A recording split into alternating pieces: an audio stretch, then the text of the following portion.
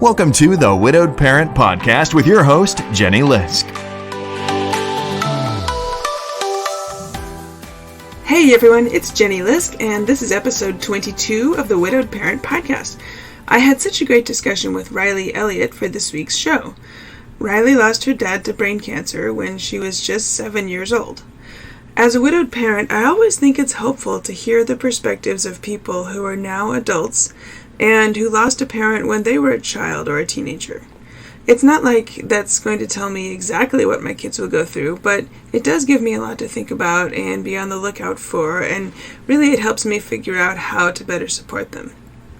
Riley and I discussed wanting to feel normal growing up and not wanting to be treated differently because her dad died, finding it difficult to know what to say to new people about her family's situation, gaining perspective, including wanting to get more out of life from an early age, how her family has turned grief into action by getting involved in the brain cancer world, and so much more. I hope you enjoy my discussion with Riley Elliott. My guest today is Riley Elliott, who's joining us from her home in Seattle, Washington. Riley, welcome. Hi, thanks for having me. Yeah, I'm really glad to be speaking with you today because I think it's really helpful for widowed parents to hear from people who lost a parent when they were young, maybe when they were a child or a teenager, and to hear their journey and their reflections, and so that we as parents can better understand how to support our own kids. And maybe try to anticipate some of what might come up over the years or get some ideas of things that might help us. Because being the only parent is hard, and I think that the more information and ideas and things we have, the better equipped that we will be. So, before we dive deeper into that, can you set the stage for us a little bit? Can you tell us a little bit about before your dad died? How old were you? What was life like for you before everything changed? Yes, absolutely. I think that the more I've thought about my journey, I've really been able to comprehend what I was going through when I lost my dad. I was actually 7 years old, living in a really great household. I grew up playing sports and being really close to my dad and my family and just living a really happy life. And when I was 7 years old, my life really had changed. I watched my dad get diagnosed with brain cancer. And then shortly after that, I was watching my whole entire family dynamic shift. Not to say that life wasn't still good for what was going on. I think that my parents did a great job maintaining our lifestyle, but I definitely was able to pick up that my life was different.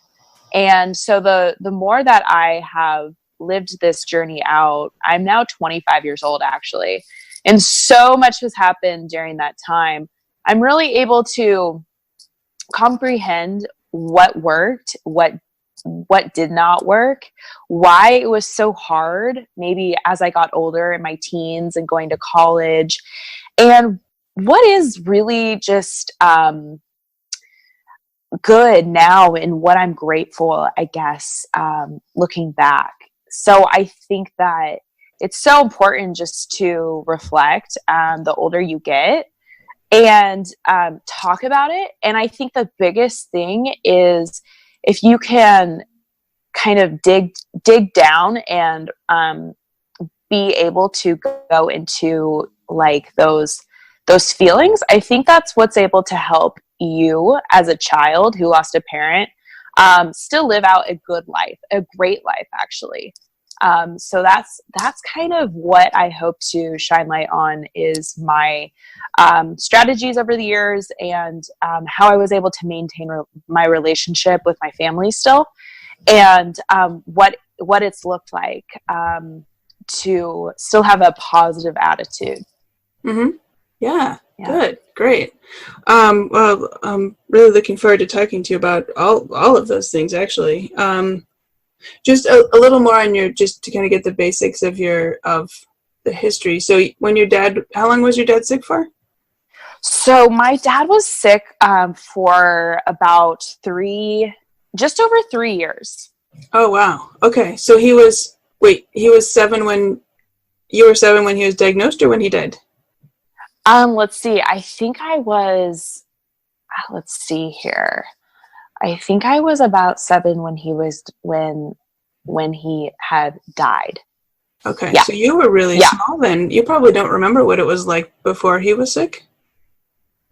I remember certain things. I remember like always just having a great dad who was always somebody wanting to play sports with us. And I do remember him always just like laughing, I guess. And I also feel like I always kind of knew his spirit. But I mean, at the end of the day, yeah, like I did miss out a lot because of the young age. And my brother was 4 years old. So your brother's younger than you are? Yeah, my brother is 3 years younger than me. And what's crazy is that, like, I feel that the older we've gotten, the more I've seen my dad and my brother, which is actually really cool.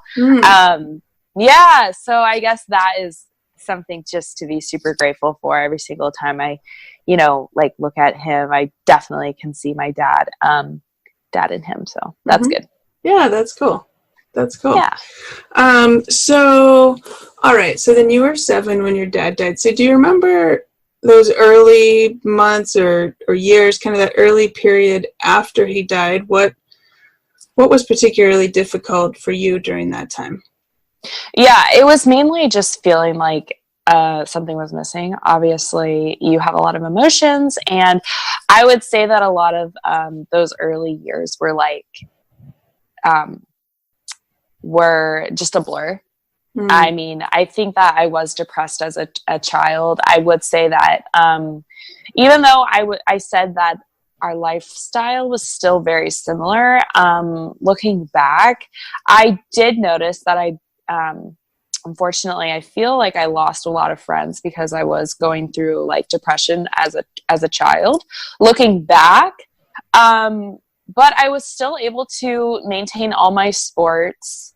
And luckily, I was lucky. I'm not exactly sure if everybody has this, but I do really feel like I had a really great support system, and a lot of my dad's friends and their kids were always still in my life. Okay. And I remember my mom always having like a positive attitude. She never really showed us when we were really young any of her emotions. But the one thing I will say that I do remember is that my mom did always, she cried when we cried, but she never cried when maybe like whenever she was going through any of her own emotions. And do you think, would it have been helpful for you if she had, or it didn't make a difference either way to you as a kid? I will say that it would have been okay either way. But I think that what's most important is that when you're a child, you do think about your mom and how she's doing, but you also don't want to see her sad because it makes you sad. But you also want to know that she cares still. And so I think that the biggest thing is that she allows you to set the stage, and she still allows you and creates the space for you to process all of your emotions. I think that's the key there. But I also feel like the way that she handled it was really good, because when we were young, she never put her emotions on us, which looking back, I really do appreciate, I guess. Yeah.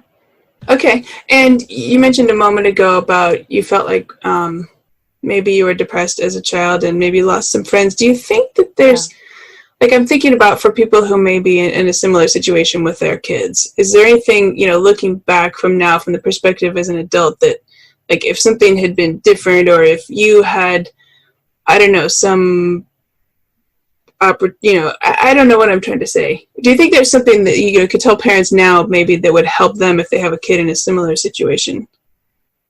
Yeah, I was always really ashamed to tell my friends that my dad had died, because I didn't know how to I didn't know how to communicate that. And I felt like I was actually like embarrassed, like looking back, because I feel like ever since a young age, I was kind of like a prideful child. Meaning I didn't want people to know if I was hurting. I feel like I kind of hid a lot of my emotions, and it actually hasn't been until recent years where I've been able to express like my true emotions. I think that the biggest thing is never, and I guess it was the burden of being the oldest child. I really do think that was a major factor. So for parents, be really sensitive to the oldest child and remind them that they don't have to take on the other siblings' burdens, and that they need to process, more importantly. In my opinion, like that is what my experience was. Because I think at a certain point, I was trying to be strong for my younger brother. Okay. So I think that having, my mom did the best that she possibly could, and I'm so thankful for that. And I believe I did go to therapy, but I don't think that I was ever able to like fully communicate what had happened to me to my peers, because I didn't know how to.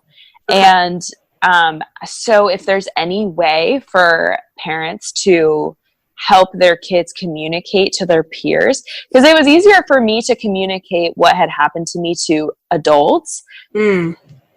Because maybe I felt like they would understand. Obviously, they had more life experience. But that was the hardest part. And I think reminding your kids that it was okay and it's nothing to be ashamed of, I suppose. Yeah. Okay. Yeah. Yeah, that's a really interesting point. And so, because I know sometimes people's kids struggle with other kids, and sometimes it's different. If they're kids that were like aware, maybe they were peers and friends when the parent died, that's one group of kids. And then there's the other group of like kids you meet later as you grow up, as you move through different schools and meet other kids who don't know your family's story. Yeah, you're so right.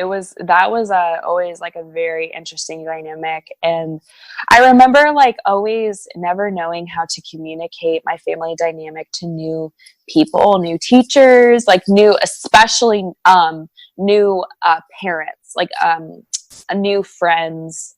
Oh, parents. Meaning you would go over to somebody's house and they would maybe ask you a question about your family, and you would have to explain the dynamic to like a new family who didn't know you before. So they might ask an innocent question like, "Oh, what do your parents do?" Or something. Yeah. "Oh, what are your parents' names?" or something. Yes. And then they don't know they're walking into a big. Yeah. And I think that luckily I was able to find a lot of like grace with that. From a young age, I think I was never mad at people. I was never like angry. I always just remember like maybe my mom had shared it with me. I'm not exactly sure. Or it was me, but I just always remember thinking they don't know. So don't be mad at them for putting you in that situation. Right. But I think the biggest thing is I didn't tell my mom that happened a lot because I didn't want to burden her.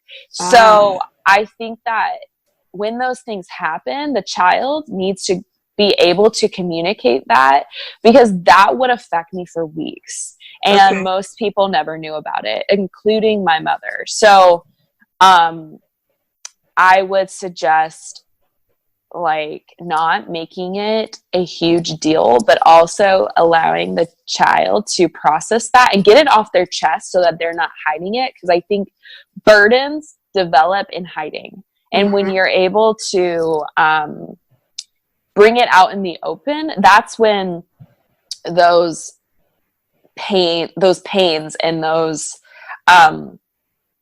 shameful feelings are able to go away easier. Okay. That's a really good point. I mean, I can see how it would affect a kid maybe for weeks. If they have that experience, there's nobody you feel like you can or want to share that with, and then it's all trapped inside. okay, I'm going to be more aware of that. Because so many things can happen at school, right? Kids are in school for like, I don't know how many hours, a lot of hours each week, right? There's a lot of peer dynamics. Not to mention all the other things outside of school that might happen where the parent isn't involved, sports and friends' houses and things. I was just thinking of just a follow-up question. I wonder if you developed any good strategies. Like you mentioned, if you're at a new friend's parents' house and they ask you, they innocently stumble into a question about your parents. Did you come up with it? Because, if you say, well, let's see, well, my mom's a teacher and my dad's dead. It's kind of a conversation stopper, right? I mean, and then they're awkward, and then they're like, "Oh no, I did," So I don't know. Did you come up with any good way to kind of navigate that? I remember always saying my dad passed away, and I, looking back, I didn't have like a script or a go-to sentence. But I think that maybe that would have been helpful if my mom would have helped me with that. But at the end of the day, like, I was just speaking what was real. And I think that even though it could have been really hard in moments and really awkward, because you just are like feeling this, you almost don't want to put the other person in an uncomfortable situation. Yeah, exactly. Right. So, and you know that if you say that, then they're going to feel uncomfortable. Right. So I do remember like having moments where you feel like you kind of just have to like sort of suck it up, which was maybe like, I don't know if that would have been like easier if I had a go-to sentence or something. But I also remember maybe doing my best not to answer that in front of a lot of people. I think if there might have been a few times where I pulled the parent aside and told them in private. So. Yeah. Okay. All right. Thank you. And any particular advice around like, teachers, especially new teachers, right? You move up from elementary school to middle school to high school. You're going to get a new set of teachers who doesn't know anything about. I mean, I don't know. Do you have any particular advice or things that went well or didn't go well in terms of communicating with teachers and getting their support and stuff? Yeah, I would say that, of course, you're going to want to give the teacher a heads up, but you also, in my experience, I never wanted teachers to treat me differently.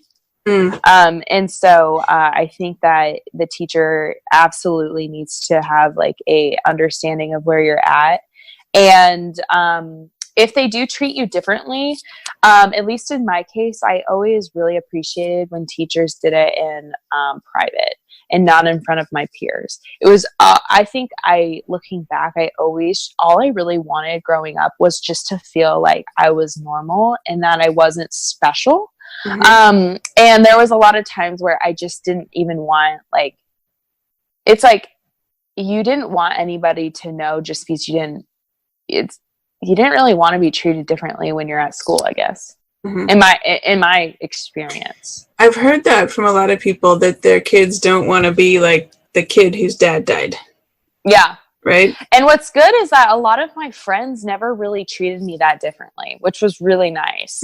I would say I maybe showed up differently, like looking back, but I think a lot of them really were somewhat still the same, which is good. So I would always encourage parents to like still have their kids be active. And the biggest thing is do things and hobbies and, activities that fit with their giftings.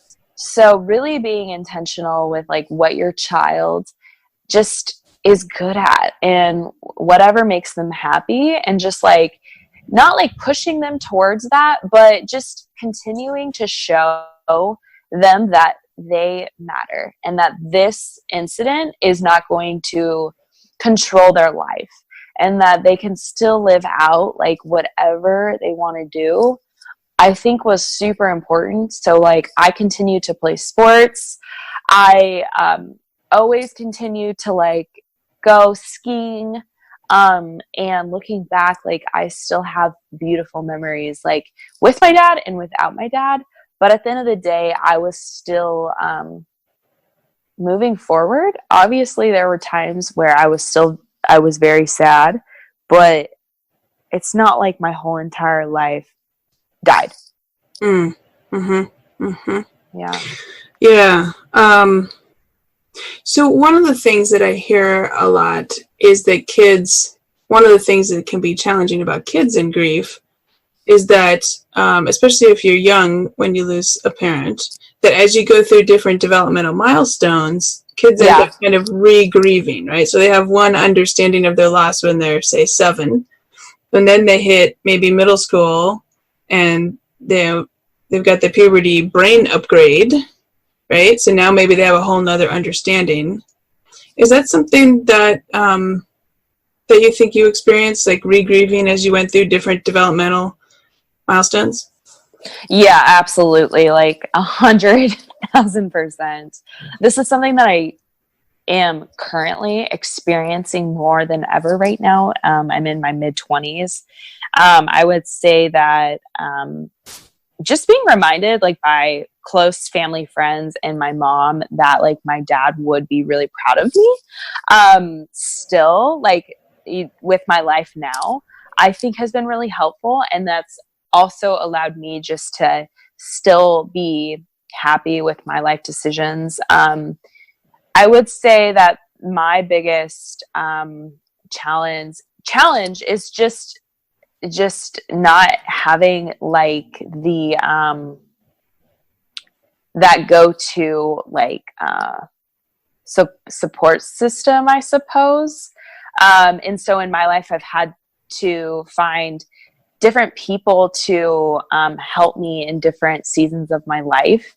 And that's been awesome. And luckily, like there has been a lot of great people that have been in my life to like help me, a lot of family friends and a lot of mentors, and just other parents of my friends. But I would say that graduating college was definitely a moment where you take a step back and you do think about, oh man, I wish he was here. But you also think, I'm going to live this life to like bring glory to him, even though he's not here.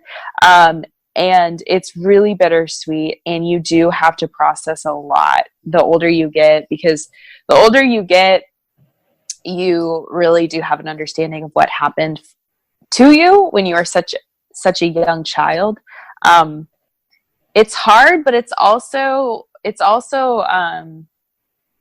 is what you make it, I guess, in a weird way. I think that you can make it positive, but I would say that you need to take time to process it as the seasons go on. It's really important that you don't suppress the feelings. Mm-hmm. Mm-hmm. From my end, that has been the biggest thing, and just allowing yourself to like go through the good memories has been very therapeutic. Mm-hmm. Yeah, awesome. I wonder if you have any reaction to the conventional wisdom that you sometimes hear, this notion that kids are resilient. And I think, there's a lot of difference of opinion. But it's interesting. You hear it all the time. Oh, kids are resilient. Oh, kids are resilient. Oh, really? Oh, wow. Yeah. And I guess I don't know. I guess maybe I would say, well, some kids are. Or, they are unless they're not. Right? Which I don't know if that sentence even makes sense, but right?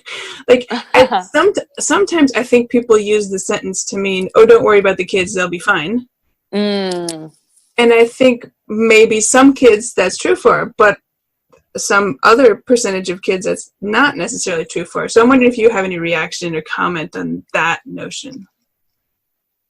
Well, I of course like it more than anything. I think that there's a lot of truth to it. I think that resilience is a mindset, but I don't know. I guess it's something that you have to Man, I don't know exactly how to respond to that, if I'm being honest. That's okay. Yeah. That's totally fine. Yeah. So here's another, let me throw another one at you. What do you think you've learned by having to face grief at such a young age? That's such a good question. I've learned that life is short, and I've learned that the older I've got, I really want to make the most out of it. And I've also learned that the world is like how your life pans out to be is really how you choose to see the world. And I think that you have to really look at the good in life. I mean, there can be like 100 bad things going on sometimes with my life now. I mean, now I live in Seattle. I live in the city. I have a corporate job that has allowed me to have many opportunities that I'm very thankful for. I have a very like active social life. I travel a lot now. I do a lot of really great things like yoga and reading and just, you know, things that really light my soul on fire. But I think that even like till this day, I can be really upset or sad even still.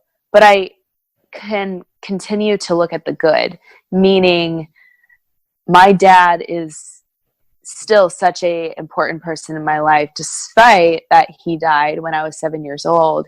He is still like in my spirit, and he is still like a positive role model to me, even though he's not here. So I think that like you have to look at the good.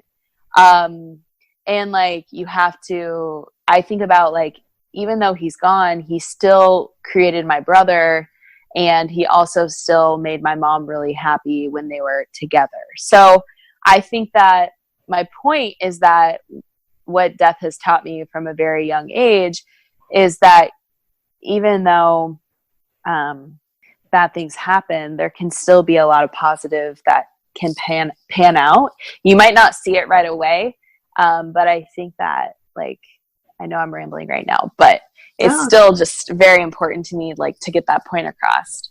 I really quickly, I think when you have lost a parent from a really young age, you take life a little bit, for me, I've taken life a little bit seriously. And I kind of noticed that like, I kind of like wanted to get more out of life from a early age, maybe compared to some of my friends who did not lose a parent. And so I think you just like, I don't know if that's making any sense. Yeah, it does. And it actually, you may have just answered the next question I was going to ask, which is, are there any kind of unexpected ways that you may have grown? And of course it's impossible to know, right? Like if your dad was still alive today, how would you be different? Who knows, right? Right. But it sounds like maybe you have a sense that you've maybe have some more appreciation for life. And I forget how you just phrased it, but wanting to make the most of your time and that life is short and things like that, that maybe you wouldn't have developed that perspective if your dad hadn't died. Yeah, I would hope that I'm still a very similar person to like say if my parent was still here.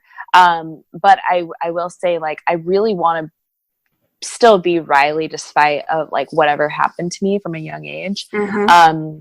But I mean, it really is like a real big part of my life still to this day.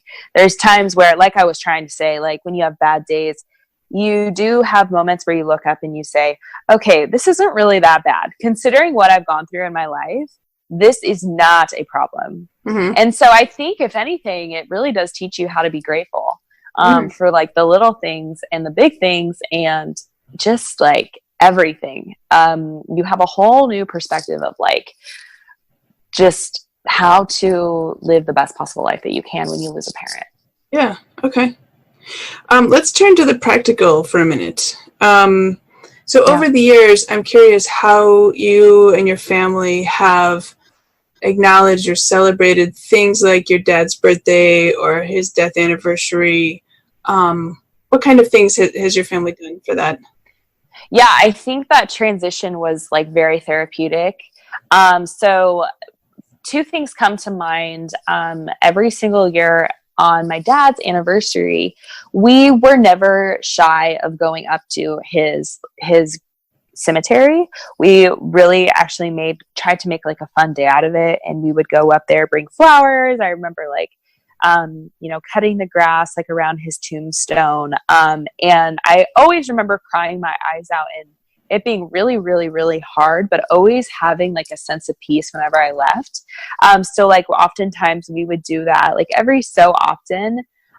But specifically on his anniversary, we would do that. And then we would always, always, always go out to dinner for one of his favorite foods was like steamed clams over yeah, me too, over pasta.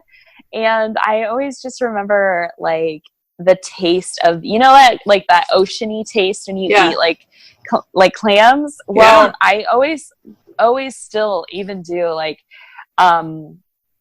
link that like to my dad, because my dad loved like the ocean, and he loved like, well, he always just loved the beach and the ocean and like, the wildlife. For some weird reason, that was just a way for me like to feel my dad's spirit. And so we always did that like on his anniversary. And then I think it was also just important for my mom just to kind of still incorporate like our dad into our life. And so she would just do that like through little inside jokes like here and there, particularly like at night when we would be outside in our backyard. There would always be like that one star that pops up in the sky, the very first star. Mm-hmm. And she would always say this one saying, and it would always make me really happy. And she would always say, "Hey, there's your dad winking at you. Say hi, or say goodnight, or something like that." And so that was like very special. And I remember it did make it like the older I got and she continued to say those little things, it would hurt, but it would also just give you a sense of peace. I'd rather have felt that than nothing. Like, meaning I rather would have been sad or reminded that my dad died than my mom never even bring it to our attention. Does that make sense? Yeah, and actually, I'm glad you mentioned that, because I think that's one of the things that, as parents, we can struggle with. Like, if I say, remember when dad did this, like, is that going to make them sad because they weren't just thinking of dad at that moment? Or is it going to be helpful because, you're bringing it in a everyday fun kind of way? Oh, dad loved this song, or, something that's very everyday, but keeping him or a mom in that case, part of the conversation. And I think so you always kind of feel two ways about it. And then you go, okay, well, I'm just going to say it, right? Or whatever. So it's really interesting to hear your perspective on that. I think for parents, like, there probably is a lot of guilt around that. Like, if you were to ever make your child sad or mad, which is probably so difficult from a parent's perspective looking back. There probably were times where I did make my mom feel guilty for making me feel those emotions. Mm. However, despite if I ever had a moment of anger or lashing out at her, even though like I did that, I don't know how to describe it, but I was still happy. Mm-hmm. You just didn't know how to express your emotions in the moment when you're growing up of grief. Mm. So sometimes you lash out or you cry or you do something maybe not so positive, but like you still feel your dad or your parent. And so for me, looking back, like that was still worth it to me for my mom to do that. And I'm very thankful that she did, even though I probably treated her in ways that she didn't deserve, but I think that she was doing something right in those times. Okay. Well, thank you for sharing that. And I think what I'm taking away from that is, even if on the surface it looks like maybe there's a negative reaction. There might be more going on underneath, and it might actually be a good thing, even if it doesn't present that way in the moment. Yeah. Okay, so sticking on the practical topics, for lack of a better word, as opposed to the reflective topics. So I'm curious whether so you mentioned that your dad had died of brain cancer, something I also obviously know well, since that's what my husband had died of. Has your family become involved then since he died in the brain cancer world in any way? Oh yeah, in a big way. A huge part of my life after my dad died was I watched my mom. Before my dad passed away, they started a nonprofit organization because my dad had literally said the words to my mom, "You have to do something about this disease." So probably 2 weeks before he passed away, they had created a nonprofit in honor of him. And it has been around for, I would say, 17 years later. So it's called the In Brain Cancer Initiative. And we are a 501c3. My mother is the CEO of it. And so she's been helping with her team, brain cancer patients and their families all around the nation through their own specific journey. So my mom was somebody who was able to increase my dad's life expectancy through his diagnosis because of proper surgeons and clinical trials and resources that she found and advocated on her own. And so through her experience, she wanted to be able to help other families going through this.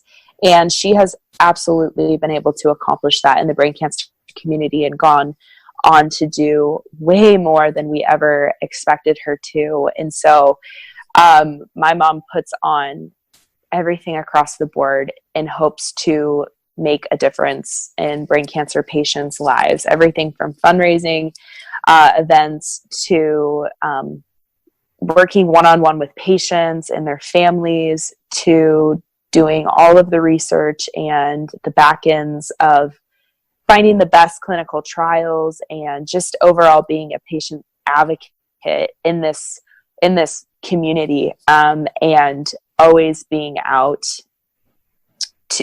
in the world to help find a cure.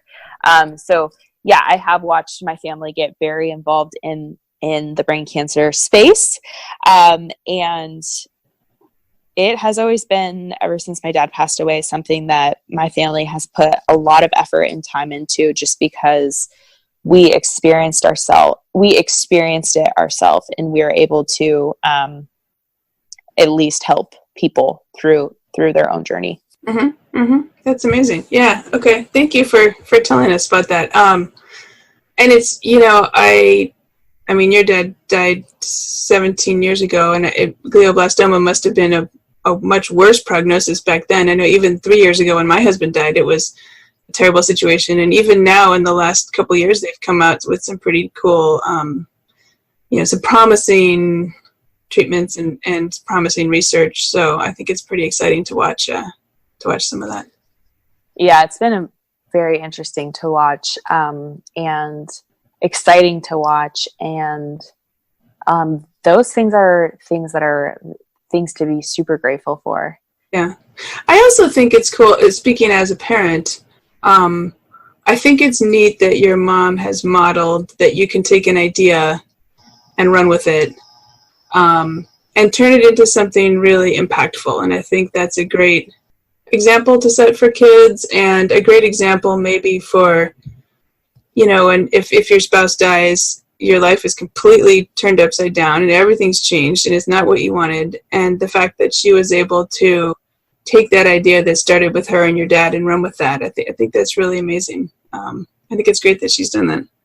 Yeah, thank you. I think that it has been a really awesome example of having a horrible event, like tragedy in your life happen, but then you choose to do something about it, meaning you use it as a catalyst and you start using it to live your purpose out. And so I think for my mom, she really used it to live on purpose. And she wanted to fight back, and she wanted to do her part in this world. And so I think like anybody that has something bad, like, or tragic, or whatever their version of not ideal happen to them, they always have the option to do something on the flip side. Meaning this can happen to you, but what are you going to do so that you create your own path? Mm-hmm.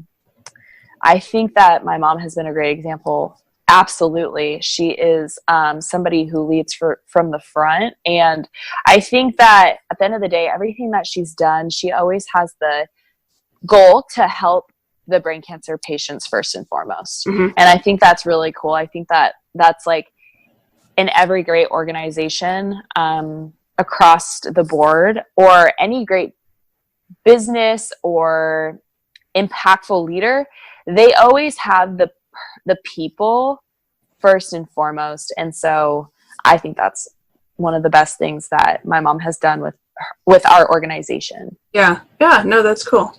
And so it's some of the things you were talking about, reflecting on life experience and figuring out one's path. And so I'm thinking about how that applies to you and reflecting on your journey as someone who lost her dad at age 7 and then, has grown up since then, now being 25. Like, I guess what kind of thoughts or advice or whatever do you have maybe for teens as they're growing up, or young adults, and reflecting on their, a journey of losing their parent like yours, and kind of how that, what am I trying to say? Connecting the dots to figuring out your purpose.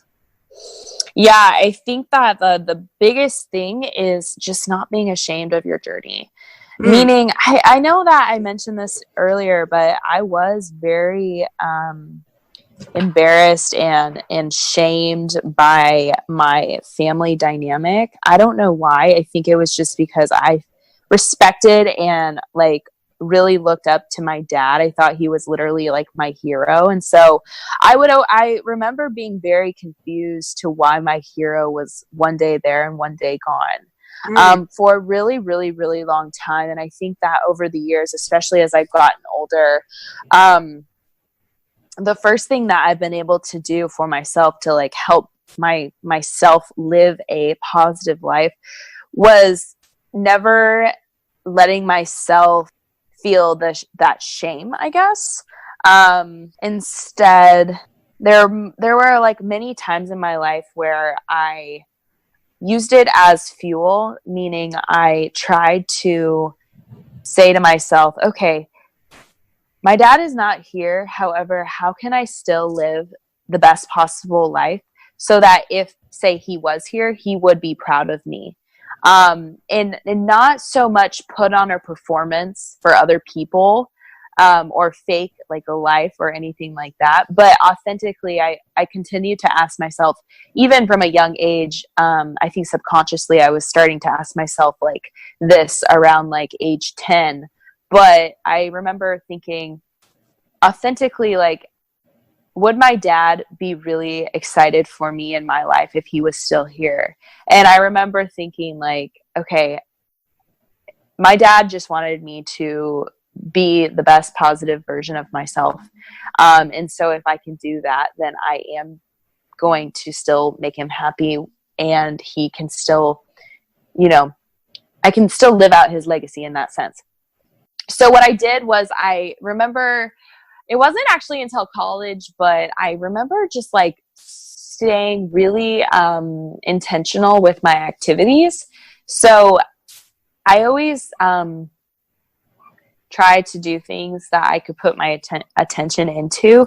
Actually, like I competed competitively in pageants for a few years through Miss Washington. And I guess me living out a goal and completing goals really allowed me to have confidence in myself. And I think over time it started to outweigh the fact that I had lost a parent, meaning I started to see that if I put my head down and start accomplishing my goals, that I would be happy, and that I would be reminded that that's what he wanted. He still wanted me to live out my best life. However, there were still a lot of times where I had to process my grief.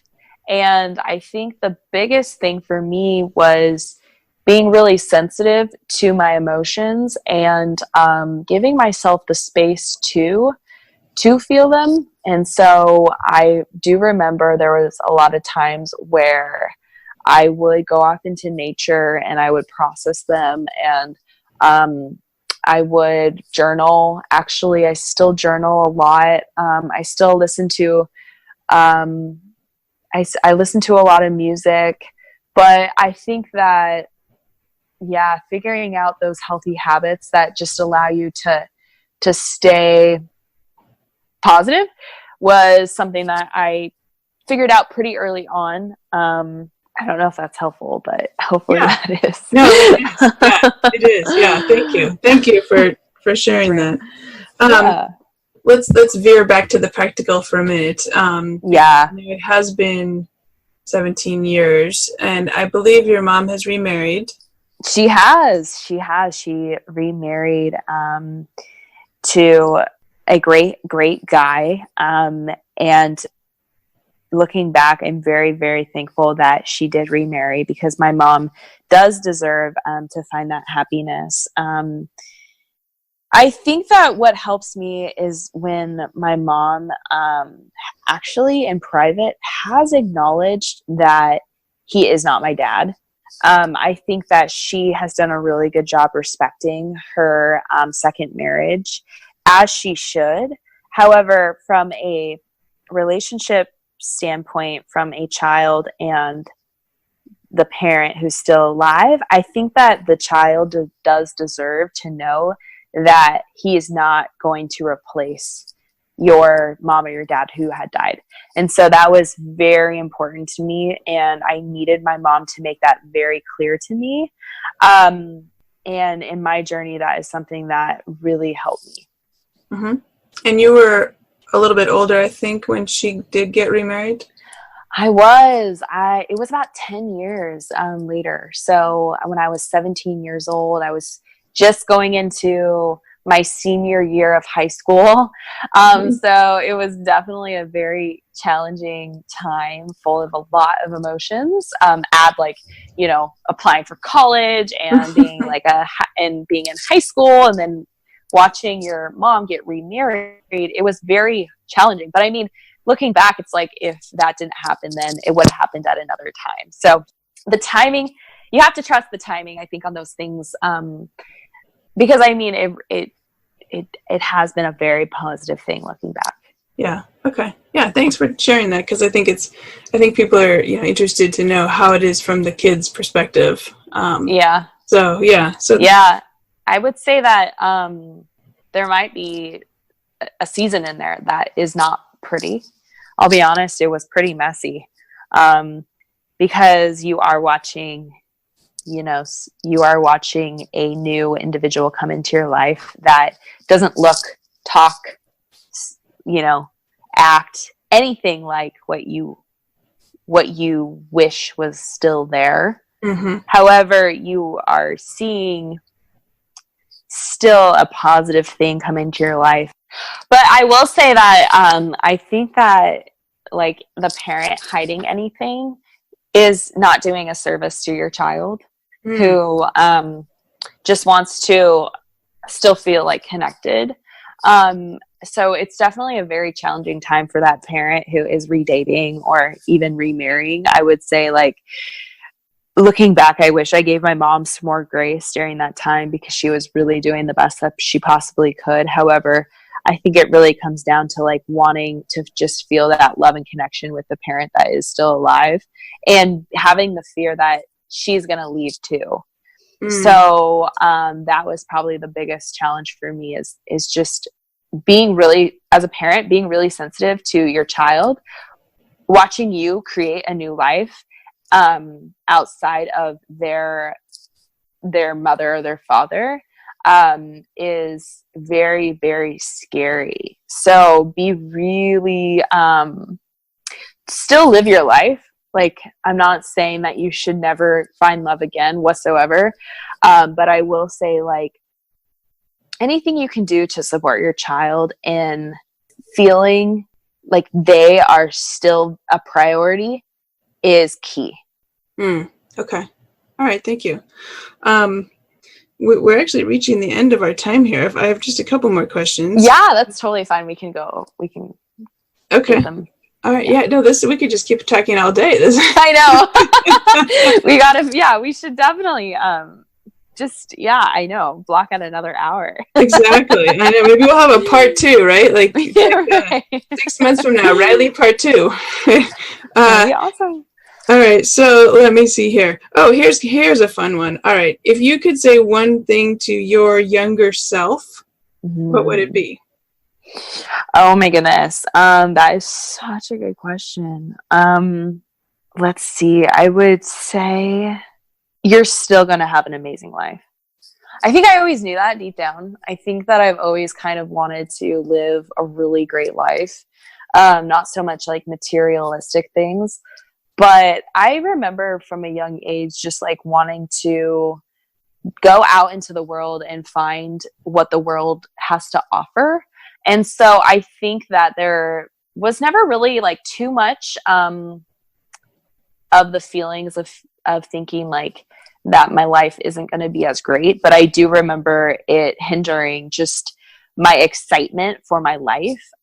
So going back, I think that I would have reminded myself and told myself, you're still going to live an amazing life and this will not define your path.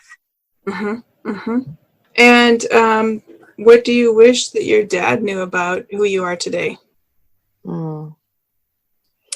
I think that it would be cool for him to know how not strong, but how much of a fighter I have really been and how much I have stayed true to what I want in my life, because there are so many people who have like tried to maybe pull me off my path or pull me away from my true happiness or just come in my way to hinder like my goals or my dreams. And I think that it would be cool for him to just see like that I have stayed super convicted to like what I want in my life. And just for him to like, see how I have still really like, I think also how much I enjoy life and how much I make an effort to have fun and like how much fun I do actually still have with all my friends and family. That would be the number one thing, is for him just to see like how joyful I do have in my life, and just for him to see like me just being my true self, because I think my true self is like just being a goofball. I think he would really like that. Yeah. Okay, cool. And one last question then.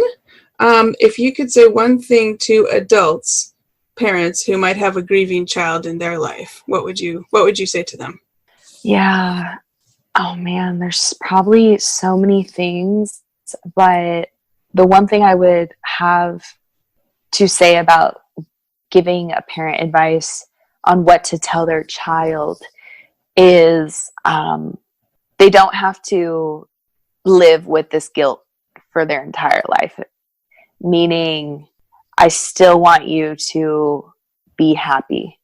Yeah, that's what I would advise parents to. I would advise parents to still encourage their kids to be happy and not make their parents' death their identity. Meaning, I wouldn't want parents to latch their parents' death to their child's life forever.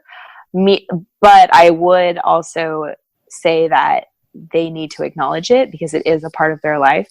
But I would also say that like they're still able to feel happy feelings, and they don't have to be sad forever if they don't want to be, I guess. Yeah. Like giving them that freedom and that encouragement is kind of something that I was kind of told, but I think that hearing those words like really did help me. And so I would say that's like the one thing that I would say to parents just to keep in mind. Yeah. Does that make sense? I don't know. Does that make sense? Yes, it does actually. and I think that's a great place to end. I think you've given me a lot to think about as a parent and helping me understand a bit about your journey, and your reflections have really been interesting and helpful. Really. And I think listeners will find the same, because it's, I don't know what it's like to lose a parent. Yeah. Especially at a young age. Both of my parents are still alive. So I didn't lose my parent when I was 3 or 7 or 12 or, any of those ages. So hearing how it's been for people and their reflections is really useful in helping me understand. It's not like it's going to tell me exactly what my kids are going through, but it gives me things to think about, things to maybe look out for, things to ask them about, things to consider. So thank you for being willing to come here and share your journey. It's been really wonderful. So we'll just close here by saying my guest today is Riley Elliott, who lost her dad when she was just 7 years old. So, and Riley, you mentioned that your family's been involved in the brain cancer world, and particularly the End Brain Cancer Initiative. So if listeners are interested in finding out more about that work, where can they go? Online, our website is endbraincancer.org. So there's a lot of information about our organization, resources, our events, and how to get involved. That would be the best place to start out. Okay, fantastic. Well, Riley, thank you so much for speaking with me today. Thank you for having me. It's been awesome. I hope you enjoyed my interview with Riley Elliott as much as I did. You can find show notes and all the links at widowedparentpodcast.com. Look for episode 22. And hey, have you signed up for the podcast discussion group yet? We're meeting again this coming Sunday, May 5th on Zoom, so you can join from anywhere you are on your computer or phone. It's free to join, and you can sign up at widowedparentpodcast.com. Also, if you haven't yet downloaded the reflections I put together on what I've learned so far about widowed parenting from my guests, you can get it at jennylisk.com/top10. Thanks for listening. Until next week, keep smiling. Thank you for listening to the Widowed Parent Podcast with your host, Jenny Lisk. Connect with us on social media and at widowedparentpodcast.com.